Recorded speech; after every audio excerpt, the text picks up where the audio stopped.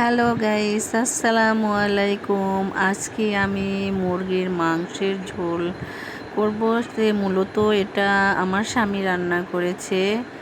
প্রথমে আমরা মুরগির মাংসটা ভালোভাবে ধুয়ে নিয়ে কড়াইতে দিয়েছি। তারপরে আস্তে আস্তে এখন আমরা এখানে দারচিনি, তারপরে লং,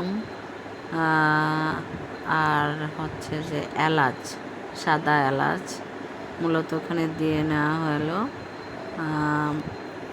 তারপরে আমরা দেব লেবুর রস।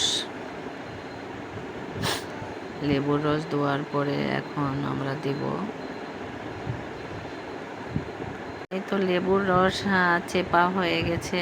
এখন আমরা মূলত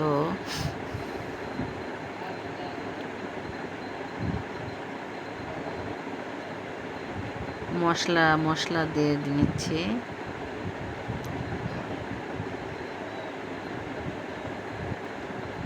মশলা দেওয়ার পরে একটু জিরা ছিটে দিলাম।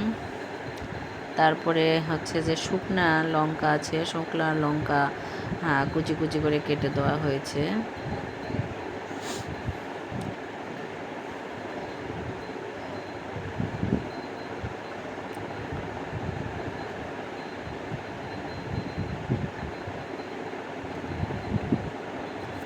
এখন সঙ্গে পেঁয়াজ, আলু, তারপরে মরিচের গুঁড়ো একটু সামান্য দিয়ে নিলাম, হলুদ দিলাম, তারপরে লবণও দেওয়া হয়ে গেছে।